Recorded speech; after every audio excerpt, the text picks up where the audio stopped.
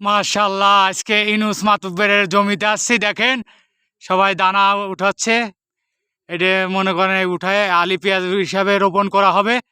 দেখেন, হ্যাঁ বলেন মাতুব্বর, কিছু বলেন আপনি এই পেঁয়াজ সম্পর্কে। পেঁয়াজের কি পরিমাণ খরচ হচ্ছে এবার, পেঁয়াজে দানা কিরকম কিনছে? দানা এবার কিনা হয়েছে লোকে এই লাল কিন হ্যাঁ এই লোকে 5,500 টাকা কেজি কিনা হয়েছে।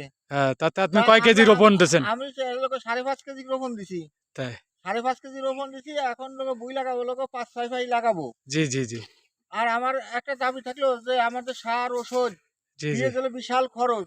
জি জি অন্তর্বর্তী সরকার ডক্টর মোহাম্মদ ইউনূস হ্যাঁ সে দেশের মানুষের দিক, কৃষকের দিকে একটু লক্ষ্য করুক। জি জি জি যে পেঁয়াজের দাম ভালো দিক, জি সার জি ওষুধের দাম কমায় দিক, জি জি জি এটাই আমাদের লক্ষ্য। জি জি হ্যাঁ।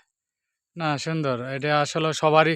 কৃষিকাজে তো আসলে অনেক খরচ, আর কৃষিকাজের সব কিছু যদি সার ওষুধ কীটনাশক জাতীয় সব কিছু একটু দাম কমায়, তাহলে একটু আপনাদের মালের দাম কমালেও সমস্যা নাই, কিন্তু না, তাই তো। ওই সব কিছু দাম কমাইতে হবে।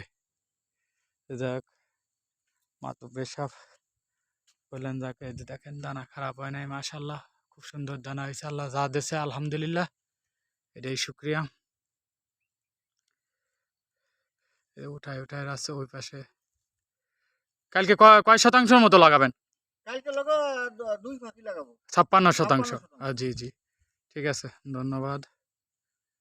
এ হচ্ছে দেখেন, মুরব্বীরা সকালবেলা ঠান্ডার ভিতর কাজ করতেছে। আসলে আমাদের কৃষক ভাইরা আসলে খুব কষ্ট করে, খুবই কষ্ট,